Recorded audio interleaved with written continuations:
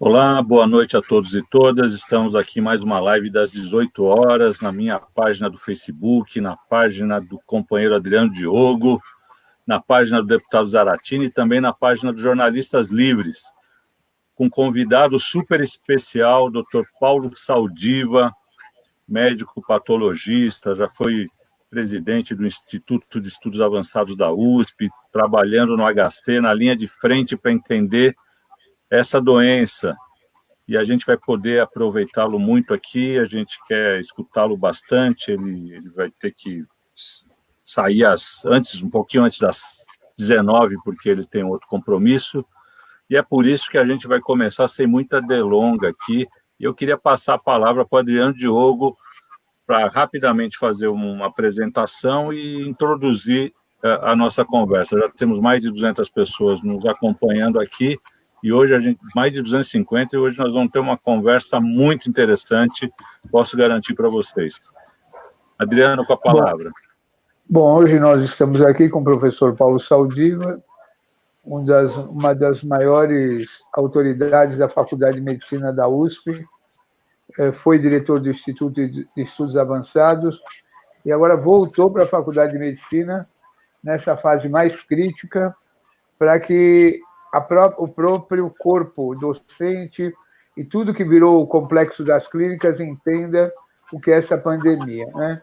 Então, nós estamos aqui com um bexiguento de alta patente, professor Saldiva, também conhecido no submundo por Pepino, que é o autor da tese das cidades inteligentes, do futuro do pós-pandemia. Então, sem mais delongas, querido Saldiva, com a palavra. Bom, é um prazer estar aqui. Eu vou ter que sair só para abrir, porque chegou minha esposa se trancou para fora. Deixa só um minuto, só são coisas que está em casa. A gente vai falando. O professor Saldiva, ele estava contando para a gente aqui nos bastidores, ele está na linha de frente, está fazendo autópsias para entender o Covid, de que maneira funciona essa doença, e ele vai poder contar para a gente, porque ele está, de fato, na linha de frente mesmo, da pesquisa avançada, de entender de que maneira esse vírus atua no corpo humano, que problemas ele causa, e, enfim, discutir um pouco também as saídas, né? E ele fez um artigo importante na Folha de São Paulo essa semana, que aponta também a gente tem que desenhar novas cidades para conviver com pandemias, não só com essa, mas com outras que se desenham. É isso, doutor. Com a palavra. Bom, eu agradeço muito o convite, pessoas queridas. Eu conheço o Adriano, meu vizinho aqui do Bexiga, né? Eu estava fora da Faculdade de Medicina, eu estava só dando aula, estava dirigindo o Instituto de Estudos Avançados, e quando eu estava saindo do Instituto, começa essa pandemia de Covid-19. E o HC, para quem não sabe, ele se transformou no hospital de Covid, né? Pegou o Instituto Central, pôs os 900 leitos do Instituto para cuidar de Covid, e a UTI começou com 100 vagas, depois 200, 300, e está com 300 batendo no teto, né? E separou para não ter a contagiosidade interna no hospital, porque é um vírus de transmissão direta, e você pode carregar sem perceber. Então, você não tem como... Então, para proteger os outros pacientes não Covid, eles foram transferidos para outros institutos do complexo ou para o hospital universitário. Com 300 leitos de UTI, era esperado que morresse gente, infelizmente, e tinha que estudar a doença desse vírus. Hoje nós temos que então fazer autópsia, mas tem que ter uma certa proteção, porque é um vírus com uma certa contagiosidade, então a gente desenvolveu um método que já vinha sendo usado para fazer autópsia sem abrir o corpo. Então, usando métodos de imagem, retirar fragmentos para saber trombosa ou não trombosa as artérias, vai para o cérebro, não vai para o cérebro, por que as crianças têm uma doença diferente, e o que você pode fazer para melhorar aqueles que estão a vida que estão nas UTIs, e ao mesmo tempo desenvolver oportunidades para desenvolvimento de vacinas e coisas desse tipo. Bom, então eu acabei entrando nessa história de trabalhar. São poucas pessoas que sabem fazer esse procedimento, eu sou uma delas, e a gente trabalha todos os dias, então eu estou meio imerso nessa história, sequestrado, né? Então, antes de começar especificamente, me surpreende, eu me lembro de um dia que eu tinha feito a primeira autópsia de criança, de uma criança de 8 anos. E isso é absurdamente difícil, né? Eu estava saindo do hospital no domingo e eu vou de bike, né? Continuo andando de bicicleta, né?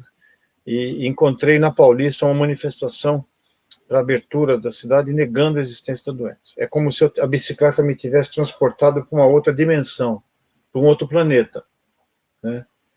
E muitas pessoas estavam sem máscara. Eu parei e falei, olha, gente, não é assim, se proteja, né? Mas não fui muito bem sucedido. E aí eu percebi que havia uma desconexão, que é o que mata o Brasil, entre o Brasil real, o Brasil das pessoas que trabalham, todas as famílias que a gente conversa sabem do risco que correm, só não pode ficar em casa porque trabalham de manhã para ganhar o almoço e à tarde para ganhar o jantar. Então ninguém ignorava o risco, né? Bom, então esse foi um aspecto que me colocou nessa situação. E também eu aceitei vir falar hoje com vocês, não só pela presença, pela pessoa de vocês, mas as pandemias, as epidemias só existem em cidades. Se você é um caçador-coletor, você tem doenças crônicas. É que nas cidades você controla, você tem muita gente próxima capaz de trocar micro-organismos. Então, desde a peste bubônica, que foi a primeira grande pandemia global, ela sempre esteve associada com cidades. Quando a peste bubônica foi controlada por medidas sanitárias até autoritárias, né, quarentenas, isolamento das pessoas doentes, lazaretos para isolamento das pessoas, contribuindo em parte até a apropriação do Estado autoritário, aumentou a população das cidades e teve a primeira pandemia de transmissão direta. A peste bubônica vinha do lixo, o lixo proliferava rato, pulga transferia para as pessoas. Aí você começa a ter doenças de transmissão direta, que foi a varíola.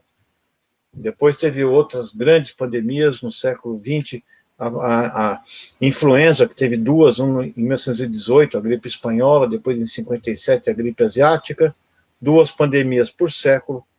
Mas nesse século XXI nós já tivemos 4.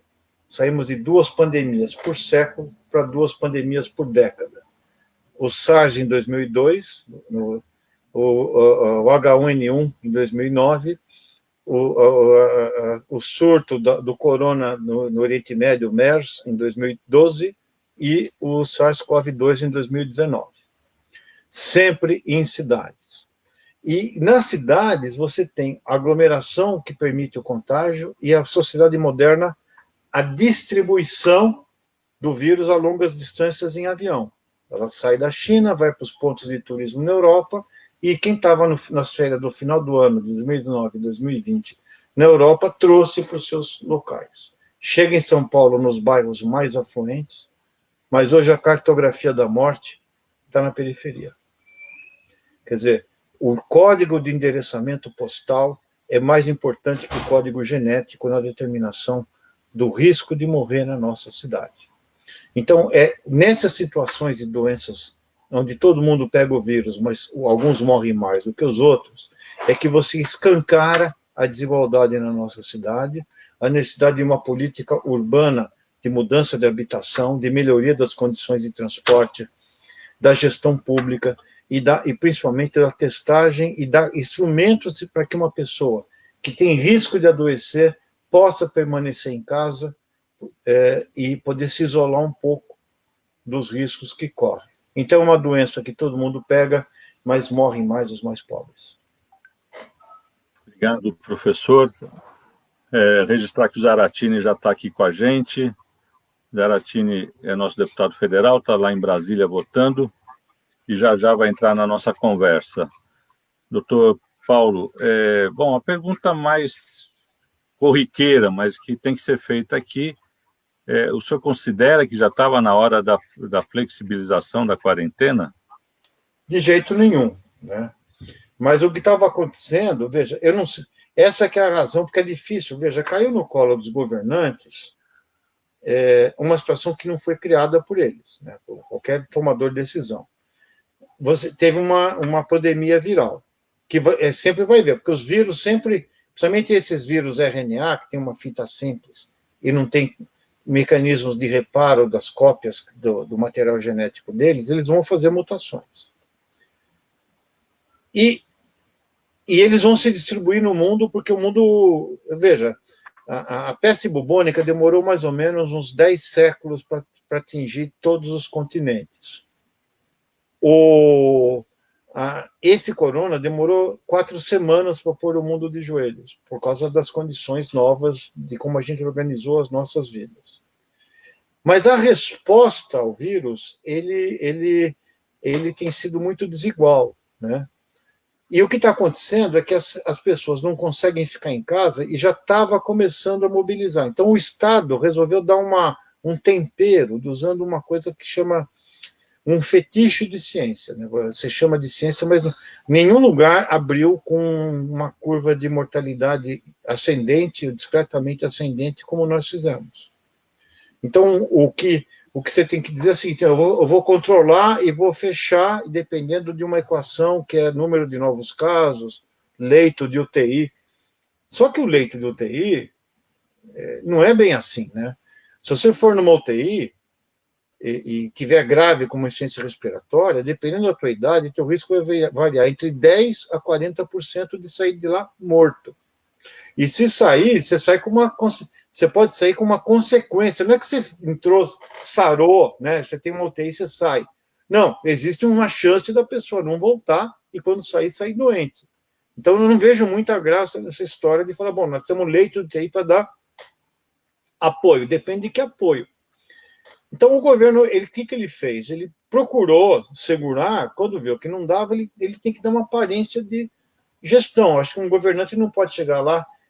Tem um filme, que, se eu não me engano, o ator é o Morgan Freeman, que ele é presidente dos Estados Unidos. E vai cair um baita de um meteoro na Terra.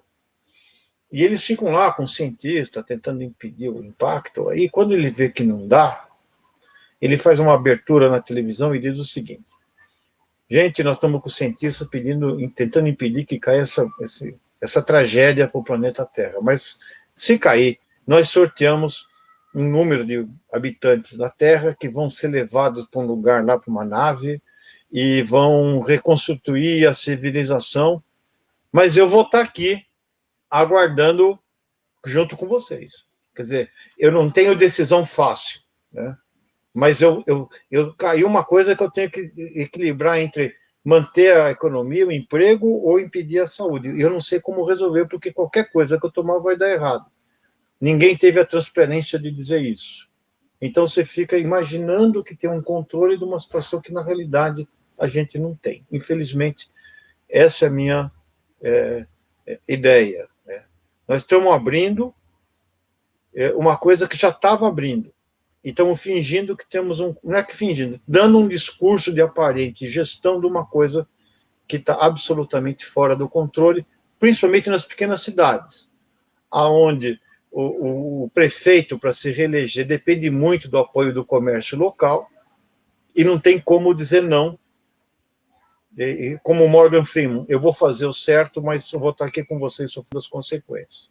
Então, é isso que está faltando hoje acontecer. Não é fácil ser gestor hoje no cenário atual. Muito difícil. Zaratini, a gente combinou com o professor Paulo que, como ele tem que sair às 7, a gente vai aproveitar ele bastante. Então, eu queria sugerir que aquela fala que você fala de Brasília, você faça mais ao final. E agora, se você quiser fazer alguma questão para o professor Paulo, entra na nossa conversa aqui, por favor.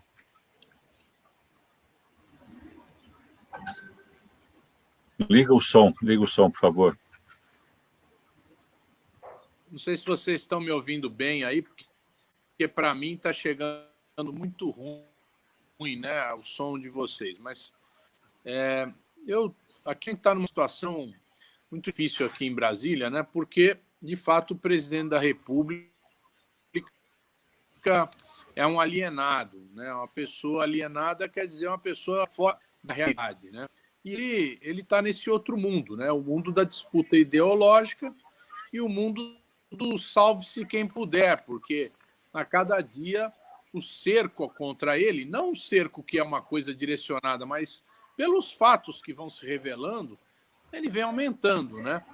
Então o presidente já nem dá mais entrevista no cercadinho, já não anda mais de domingo aí pela rua, né? Então ele está se restringindo. E o país está absolutamente sem nenhum comando, né? Nós estamos sem orientação. Aqui em Brasília, professor Saldívia, parabenizar o senhor aí pela sua fala. Aqui, por exemplo, os shoppings foram abertos, mas estão vazios. O povo não está indo comprar no shopping, né? Porque, evidentemente, as pessoas estão guardando dinheiro, não sabe o que vai acontecer no dia de amanhã, não sabe se vai ficar desempregada ou se vai pegar a doença e vai precisar gastar de algum jeito. Então, o fato é o seguinte, mesmo reabrindo, vamos ver a mesma situação. E passageiros no transporte, né? E o congestionamento também continua baixo. Então, isso significa que as pessoas não estão voltando a trabalhar, ao comércio, a fazer as suas atividades normais, né? E o que me preocupa aí é que saem. Por exemplo, se uma crença pois agora isso é de que Zaratini, está muito ruim, está cortando muito. Certeza de na sua perspectiva aí, como é que a gente pode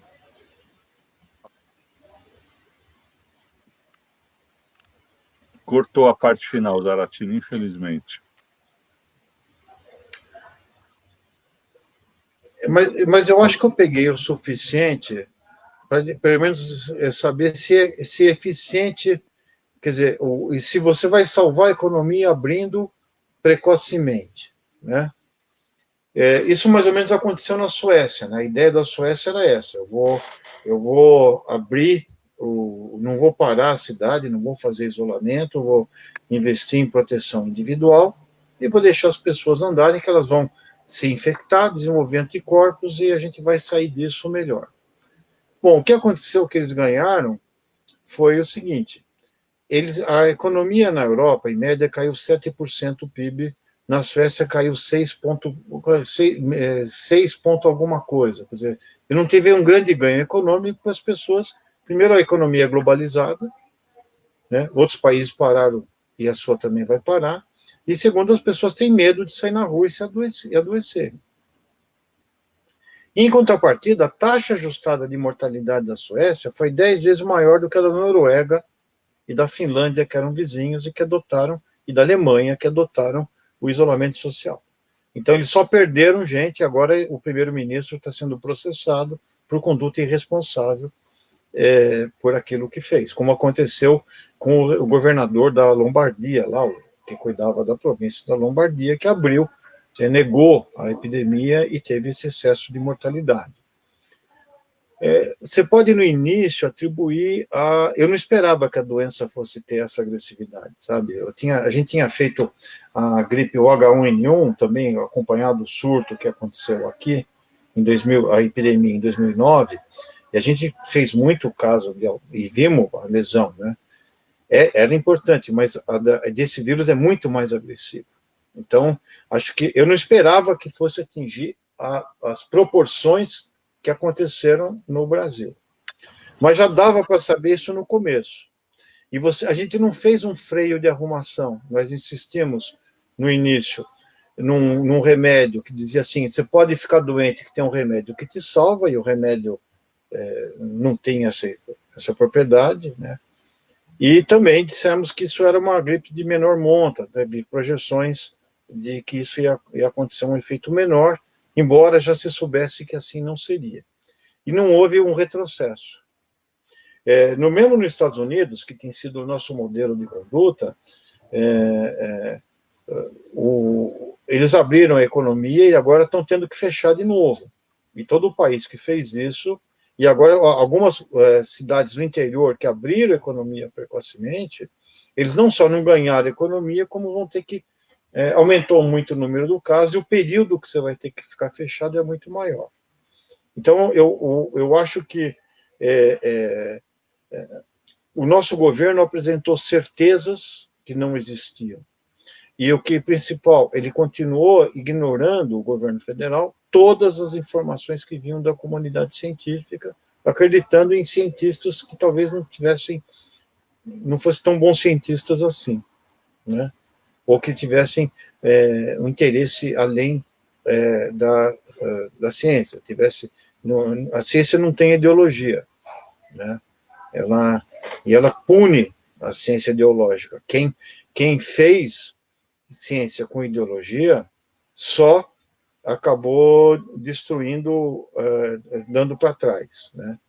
A ciência não pode, ela tem seu tempo e suas limitações. Então você não pode se comportar nem como Deus, porque tem muitos cientistas que gostam de parecer que é Deus, ou ter uma certeza que não pode ter, e também não pode torturar a verdade. Eu acho que aconteceu que,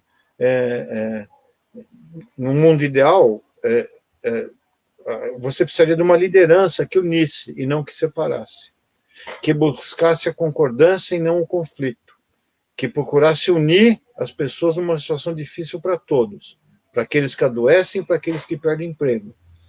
E o que aconteceu foi que a gente foi criando conflitos no momento que a gente menos precisava. E em vez de ter a proximidade, nós ganhamos o distanciamento. Em vez da empatia, nós disseminamos o ódio, em vários níveis, nas redes sociais, nos discursos.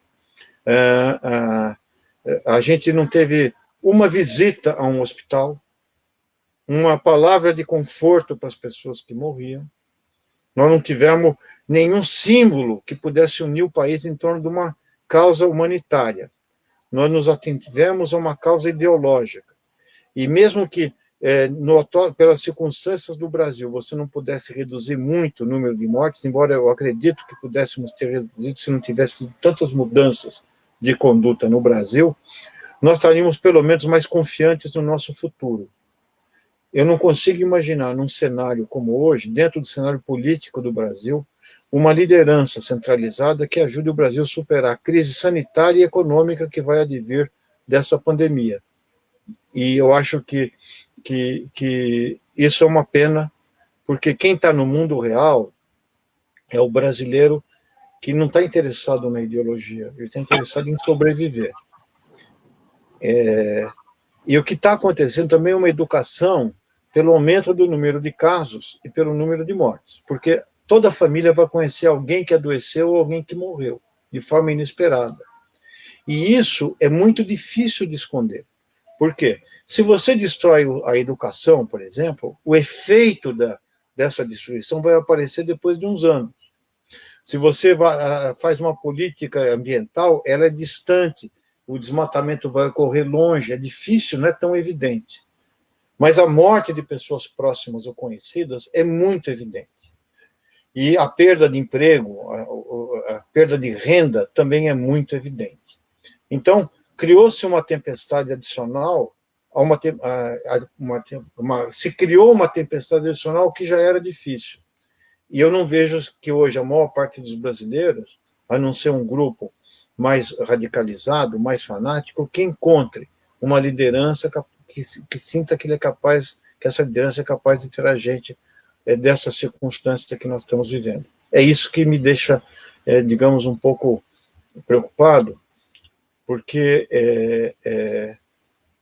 a gente vive um mundo real, né?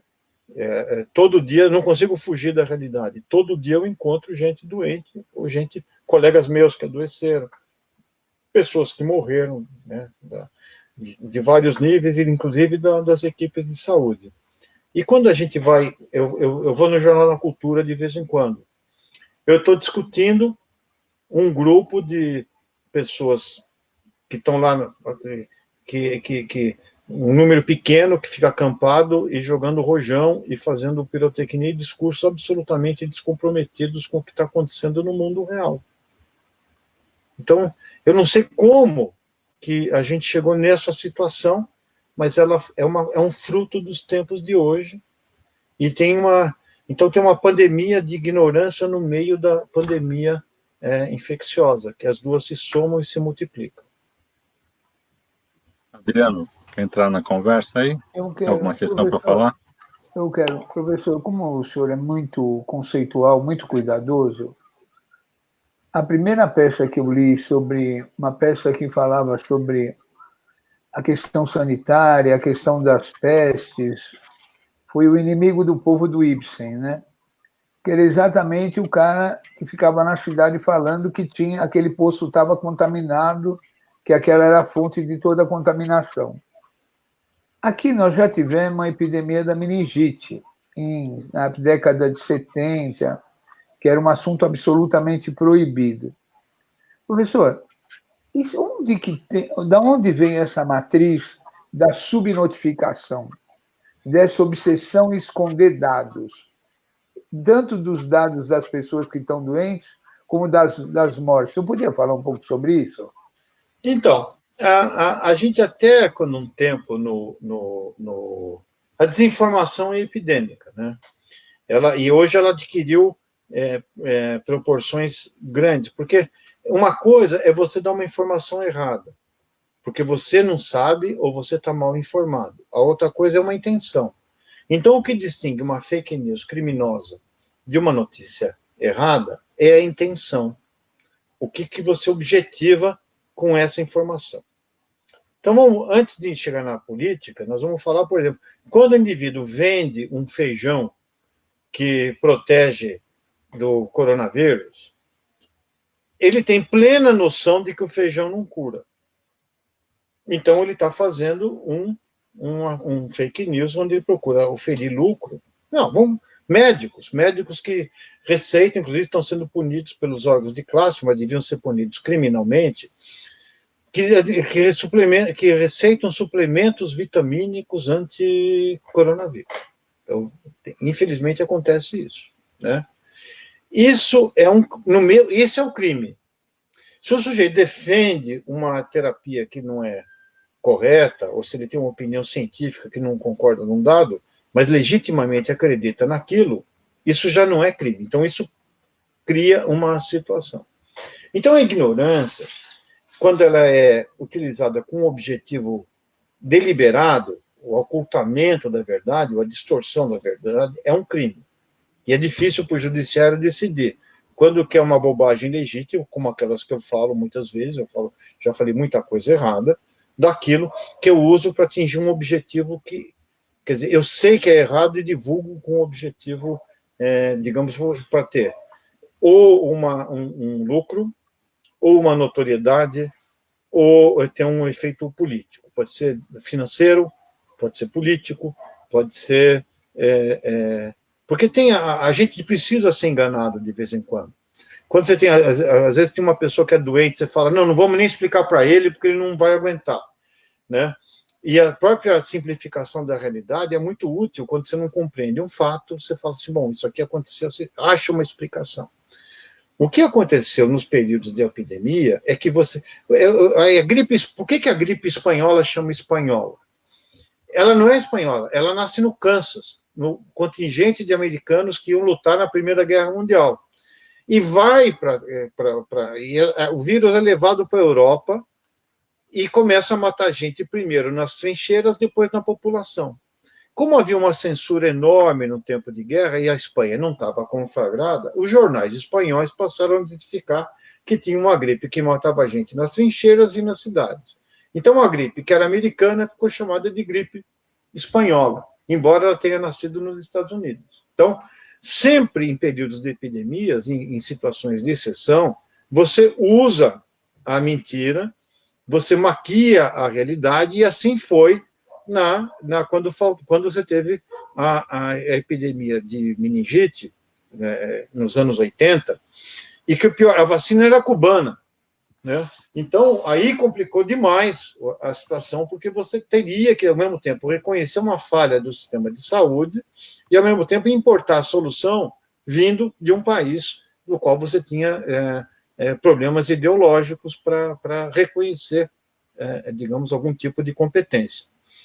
No caso específico, é pior, Eu diria que é um pouco pior. Porque é uma pandemia de grandes proporções, o surto o efeito sobre a economia vai ser muito mais devastador, e você teria que ter tomado medidas muito mais enérgicas de isolamento. E isso não era só uma questão de preservar, digamos, uma ideologia política e não dar o braço a torcer por uma falha de um regime que apregoava uma eficiência que talvez não tivesse na área de saúde. Aí era um problema de descaracterizar o papel da ciência, das universidades públicas, dos institutos de pesquisa. Quem está segurando a ponta do sistema são as UTIs dos hospitais públicos, que estão segurando o sistema de saúde. Quem está testando a vacina são a Fiocruz, outra é o Butantan, são instituições públicas. E isso se contradiz ao sistema de privatização branca do Sistema Único de Saúde e, ao mesmo tempo, da, digamos, privatização e da balbúrdia, né?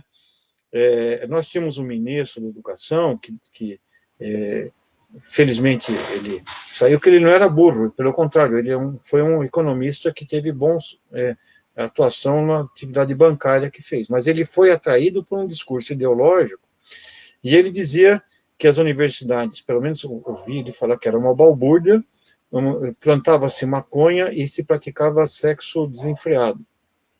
Na faculdade de medicina, eu não vi acontecer isso, né? Eu não vi, o que eu vejo é um grupo diferente de pessoas que é abnegado. Eu tenho gente trabalhando voluntariamente numa atividade extremamente perigosa, que faz sem um tostão. Existe um voluntariado de pessoas, de ex-médicos, que estavam aposentados e que vieram para atividades administrativas. Os alunos da Faculdade de Medicina que foram dispensados, mais de 40% deles se voluntariaram para estar trabalhando com isso. E esses exemplos que poderiam iluminar, né, quem está fazendo ventilador de baixo custo, desenvolvendo análogos de máscaras que vão substituir a N95, porque não tem, quem está procurando formas rápidas de detecção do vírus, é a Universidade Pública Brasileira.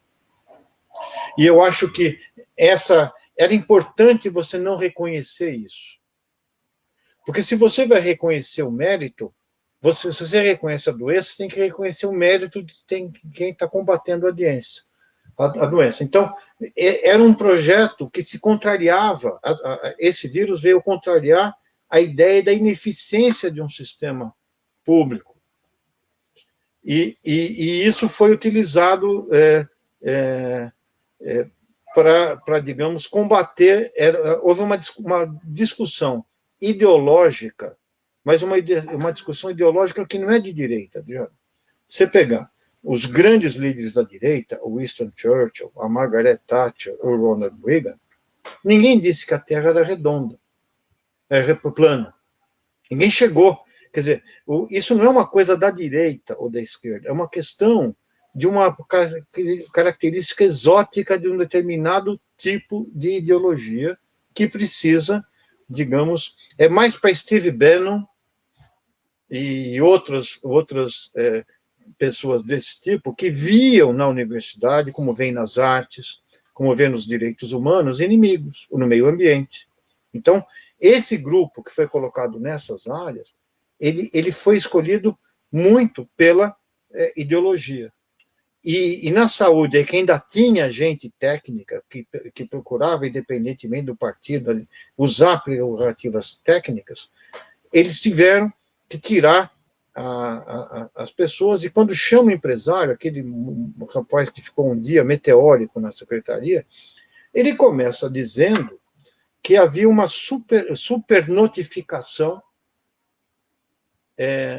política do número de mortes, né? Quando, na realidade, todas as evidências apontam para uma subnotificação, né? E aí você mostra que o indivíduo veio não para somar, não para procurar essa união, mas para destruir uma coisa que precisava de apoio. Quer dizer, quando você está numa situação dessa, você precisa de apoio, de uma liderança que fala, não, estamos juntos, vamos esquecer tudo agora e vamos tocar para frente. isso não houve essa atitude, né? E eu acho que a ideia de esconder, ela vai além de ignorar a doença, porque se ela resumindo, ao reconhecer a importância da doença, você teria que reconhecer a importância de algumas instituições públicas que estavam combatendo a doença. E aí você manda o exército fazer medicação, né? O exército cumpriu ordem e fez. Agora tem não sei quantos milhões de comprimido para fazer o quê, né? Então, tem umas certas coisas que aconteceram que são absolutamente, que eu digo, dissociação entre a realidade e um mundo bizarro que só ocorre num determinado segmento de pessoas e que não é da direita, é de uma coisa muito mais exótica do que uma tendência política. Inclusive, ela tem uma grande implicação com o mundo da psiquiatria e das doenças de comportamento. Professor, deixa eu aproveitar e falar de duas questões aqui. A primeira, o senhor sempre estudou os efeitos da poluição na população, e a gente viveu um período com diminuição da poluição pelas restrições de circulação. Isso, de alguma forma, foi medido? Tem algum impacto? Tem alguma análise? E a segunda questão, aí é uma provocação aqui, mas é para aproveitar bem o senhor, se eu puder falar das duas. Tem um comentário aqui da Paula Rattori, que ela fala o seguinte: uma falácia a ideia de cidade inteligente sem saneamento básico universal e em vias da privatização do bem natural tão precioso quanto o ar, a água. Recomendo o documentário cineasta inglês Ken Loach, que a Carta Maior disponibilizou, chamado Geração de 45, sobre as vitórias trabalhistas na construção do Estado do Bem-Estar Social. Lindo demais, abraço. Pelo que entendi, a ideia de cidade inteligente que o senhor aponta é outra coisa, que dialoga até com a preocupação dela. Então, eu queria que o senhor falasse desses dois temas. Então, para mim, eu vou simplificar demais. Cidade inteligente é aquela que preserva a qualidade de vida para as pessoas que nela habitam. Qualidade de vida inclui saúde. Então, o que nós temos que decidir é a cidade inteligente, que ela reconhece que uma parte dela é um common e não uma commodity. Quer dizer, tem certas coisas que são bens comuns e não podem ser tratadas como mercadoria.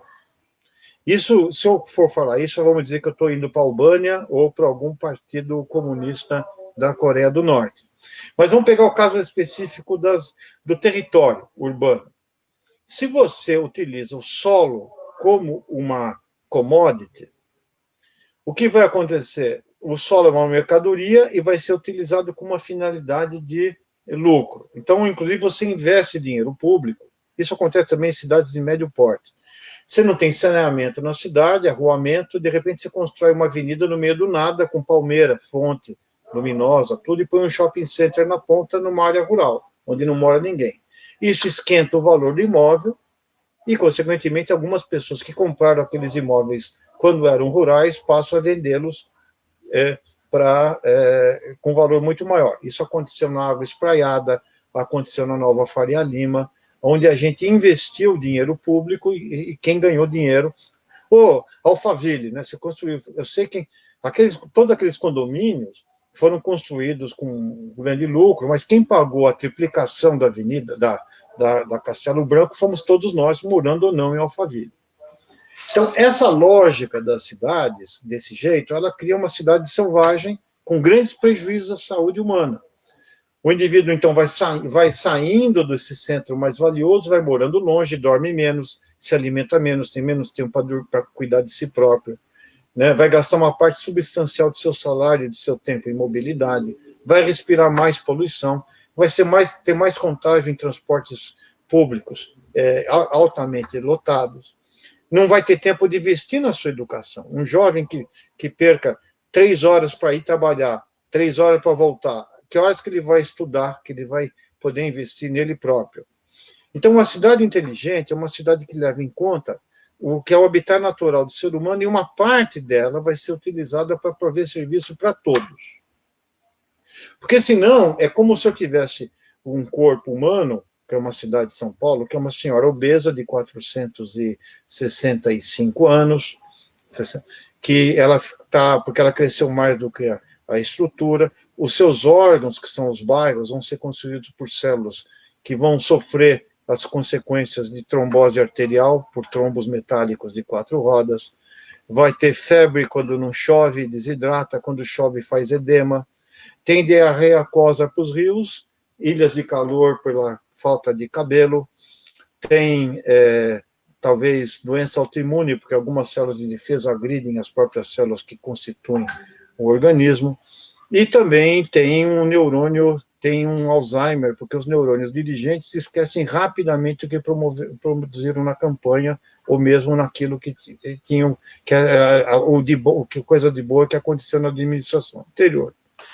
Então, essas doenças da cidade, elas se traduzem na doença das células que a constituem. E na mesa de autópsia, eu vejo isso. Eu vejo a impressão digital da cidade no corpo das pessoas que morrem na cidade de São Paulo. E eu acho que esse é o objetivo de uma cidade inteligente. Ela é inteligente, mas compassiva. E isso vai ser baseado no melhor transporte, melhor condição de moradia, mais proximidade do emprego e mais oportunidades de estudo e lazer. Elas vão fazer a cidade não só ficar mais humana, mas também vai ganhar mais dinheiro. Porque a gente perde uma ineficiência muito grande, a gente tem uma ineficiência muito grande para manter uma cidade do jeito que está. Eu acho que esse é o meu conceito de cidade inteligente. Não é aquela cheia de aplicativos ou cheia de gadgets que iluminam, não é coisa tipo Bill Gates, não. A verdadeira cidade inteligente é aquela que transforma a saúde humana como universo, como um centro de todas as políticas públicas. E você tem que... Por isso que eu acho que a cidade deveria ter, como acontece, e o que falta na cidade de São Paulo, que seria extremamente importante, era um City Lab, como tem as cidades norte-americanas, um conjunto, ou algumas cidades europeias, que você tivesse os sistemas de computação que falassem, se eu fizer avenida aqui, se eu fizer parque aqui, como é que muda o clima, o transporte, a valorização do imóvel? Quer dizer, vamos pegar a história do... Quando você decide, vai ser um parque ou vai ser um condomínio fechado? Ou vai ser um corpo de... Por exemplo, veja o Baixo Augusta. Será que aquele parque Augusta não vai valorizar os imóveis no entorno, atrair empregos e fazer a prefeitura arrecadar mais imposto do que você transferir o lucro para um grupo de pessoas que pagam condomínio? Eu não sei, eu tenho que fazer essa conta. Então, eu acho que um gestor público devia ter uma noção mais de longo prazo e mais integrada das consequências do uso e decidir se aquilo vai ser uma commodity ou um common. No caso da epidemia, agora, da pandemia, nós vamos ter vacinas, possivelmente num tempo recorde. A pergunta que fica é assim, eu vou usar essa vacina para ganhar dinheiro ou vou distribuir para o mundo? Quer dizer, a vacina vai ser um bem comum numa situação pandêmica ou nós vamos usar para aumentar a desigualdade do mundo? Essa inteligência, que eu estou dizendo, não é uma inteligência só racional, ela tem uma parte de inteligência emocional. Eu acho que uma cidade inteligente é aquela que usa princípios mais gerais. Tem coisas que é commodity para ser vendido e tem coisas que são commons que deviam ser preservadas. Áreas verdes, ar, água e também o acesso à educação são coisas que deviam ser comuns e não uma coisa, porque senão você vai ter que decidir. Veja nós na saúde.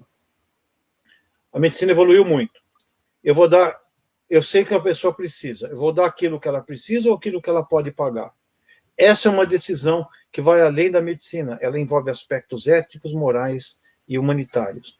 E essa decisão é que precisa ser compartilhada numa cidade. A quem eu vou beneficiar e como é que eu vou compartilhar isso? Muito bem, doutor. Adriano. Professor, já que o senhor... Eu estava imaginando uma outra imagem para o senhor desenvolver, que era o geocentrismo, né?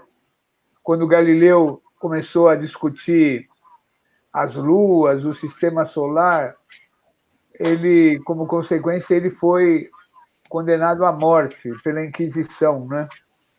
E, embora toda a minha leitura de Galileu, do geocentrismo, foi feita pela literatura do Brecht, que tinha um forte conteúdo ideológico, contra o fascismo, e ele fazia a comparação. Nós estamos eu sempre fico tentando entender todas as suas metáforas. A Paula Rattori ainda está contrapondo aí, enquanto houver lucro como foco, a necessidade sempre será o fator comercial está matando muita gente, e o SUS é nossa única arma. Mas, sem deixar de levar em consideração o que a Paulinha está falando, professor, como tem uma componente religiosa muito grande hoje, uma carga muito religiosa, muitos sacerdotes, aí, muitos pastores envolvidos nesse processo negacionista, que as vacinas não funcionam, que a pandemia é uma figura de ficção, ou que o vírus é uma coisa importada, ou é uma coisa que foi inoculada na humanidade para destruir a humanidade a partir da China. Eu acho que tem uma comparação com esse momento que o mundo, né, se depara com um fenômeno que tem uma prevalência da ciência, o momento da ciência, e a religião, essa mística entra nesse negacionismo. Tem alguma coisa associada a esse período da Inquisição, que a gente não podia nem dizer que a Terra não era o centro do universo, mas que tinha um universo muito maior e que com várias constelações, e isso discutia até a existência de Deus e do universo?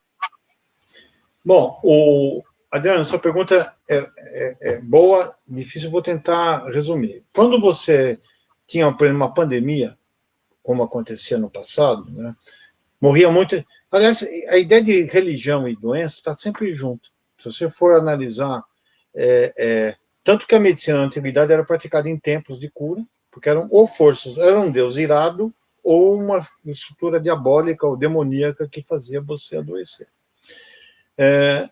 Isso, de alguma forma, vai... Então, na falta de uma explicação lógica, você procurava uma explicação espiritual. E assim foi. Você pegar... Na própria Bíblia, você pega o Êxodo, as pragas do Egito é um compêndio de moléstias infecciosas, né? O Salmo 91 diz que você vai ser protegido da peste que te assola, né? Então, é sempre assim. Isso ficou um pouco complicado quando teve pandemias de grandes proporções na Idade Média, que a própria teologia teve que criar um ramo que chamava teodicia, como um Deus piedoso podia fazer morrer os justos e os injustos. E isso até cria a reforma protestante, porque a ideia de você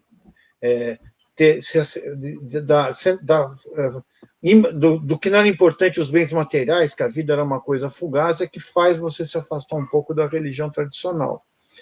Então, sempre foi assim.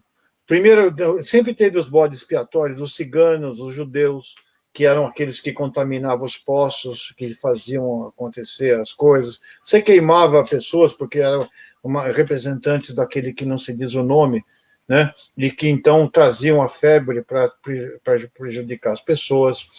Sempre eram outros povos, como, por exemplo, na Itália, né? Eles diziam que eram os espanhóis. Em Milão tem 2 colunas do martírio, onde você pegou espanhóis e massacrou em praça pública. Quer dizer, isso é comum. Também a política sempre esteve forte. Quando você vai ver o Alberto Camus, A Peste, que ele descreve a peste em Oran, em 1947, ele coloca a metáfora dele da peste é o nazismo. Quer dizer, uma coisa totalitária e destrutiva. Então, a gente não fica indiferente a uma pandemia. E isso evoca coisas que são antigas. Então, a gente, quando não sabia nada, procurou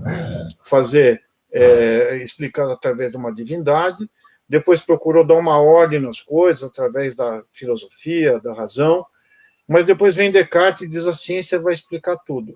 Mas quando a gente fica doente, nós primeiro queremos saber tudo que a ciência pôs, nós vamos procurar as informações no Dr. Google, depois pede a segunda opinião no Dr. Yahoo. Nós vamos tentar justificar por que aconteceu isso comigo ou com aquela pessoa que eu gosto, vamos ser um pouco de filósofo, e na hora do aperto vai para a igreja, porque tem medo do desconhecido e do encontro com a morte.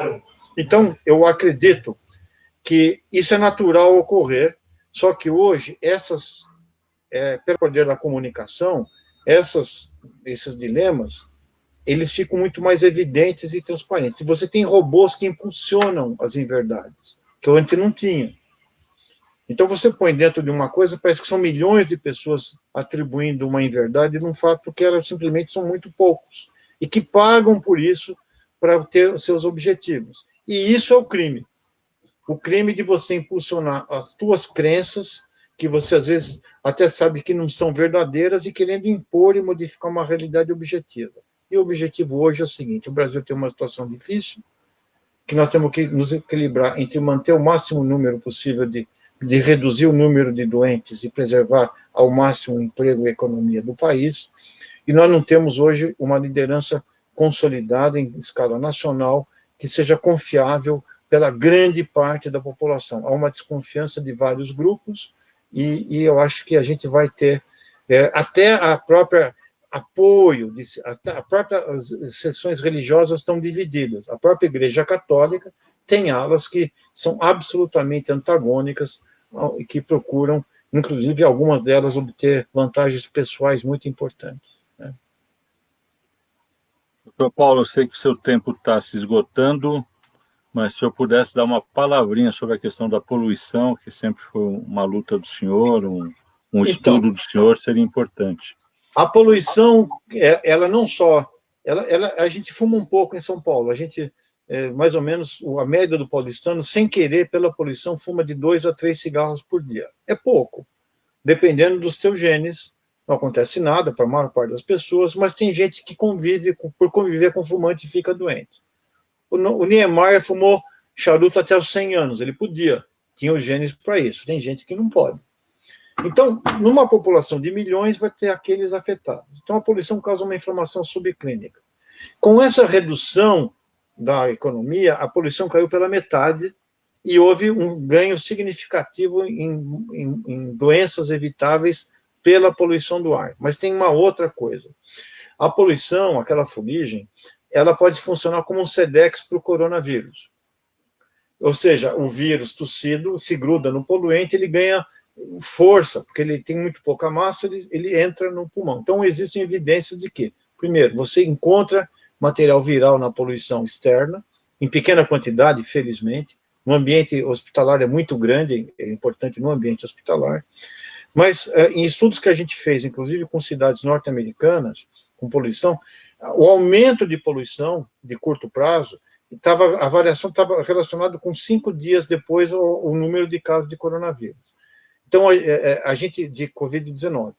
Então, a poluição, assim como os ratos na peste adoeciam e morriam antes dos humanos, era um prenúncio da morte em humanos, porque pulava do rato para as pessoas. Aparentemente, as medidas de Covid, de vírus no esgoto, mostra que tem pessoas eliminando vírus através das fezes da urina. E a presença de vírus no aerossol urbano pode indicar que aquela região vai ter doença ela pode ser uma sentinela do coronavírus e funcionar como se fosse um sinal de alerta antes que se manifestem os casos. Talvez essa seja a maior contribuição que os estudos de poluição podem colocar. Quer dizer, ele enfraquece a nossa defesa e nos torna mais vulneráveis, mas também pode funcionar como uma sentinela para o sentido de tomar medidas de isolamento. Em vez de você testar todo mundo, você testa o esgoto e o aerossol e faz o isolamento naquela região, afetando várias pessoas. Essa é uma possibilidade que a CISA pode trazer em breve. Adriano, você quer fazer uma última questão para o doutor Paulo Saldiva fazer sua consideração final, já que a gente combinou com ele que às 7 horas ele tinha que sair? Então... Não, acho que foi excelente. Vamos respeitar o horário do professor e deixa ele falar o que ele quiser no fim, porque qualquer coisa que ele fale, a gente está ganhando, está no lucro, está aprendendo. Bom, eu queria agradecer muito a oportunidade, e é bom falar com gente que é da Câmara Municipal, sabe? Porque, por mais que seja discussões, é na cidade que você vai resolver esse rolo. É no parlamento, na Câmara Municipal, que você vai construir uma cidade melhor. E eu acho que existe um espaço de melhora muito importante. Todas as outras pandemias trouxeram melhoras, tanto da ciência, vê agora, você está produzindo vacinas que demoravam 4 anos para estar no mercado, é capaz de ficar pronta em 1 ano e pouco. E também vai melhorar, eu acho que coisas como a ciência, que estavam em descrédito, o sistema de saúde pública ganha valorização. Quer dizer, é como se a gente tivesse uma experiência onde a gente fosse ter que se valer das coisas que muita gente criticou. Então, eu vejo que nós vamos sair diferente, algumas coisas piores. Eu acho que, do ponto de vista político, as cicatrizes disso não fecham, e nós vamos ter um debate longo, mas eu acho que, do ponto de vista de construção de afetos, é engraçado, quando você não deixa de fazer certas coisas, você sente falta. Aí você vai fazer aquilo. E tem coisas que você sente alívio de não fazer. Essa você fala, é melhor deixar de lado e orientar minha vida porque é mais central, né? Então, eu não quero parecer um otimista irresponsável, mas, em geral, historicamente, houve substantivos aumentos e melhorias sociais e científicas após cada episódio como esse. Então, nós estamos tendo uma lição muito dura, mas eu acho que o resultado, num médio prazo, será positivo. Muito obrigado, Dr. Paulo Saldiva. Foi um prazer tê-lo aqui, foi muito enriquecedor para todos nós. Os comentários aqui é muita gente comentando e eu não quis atrapalhar o raciocínio do senhor.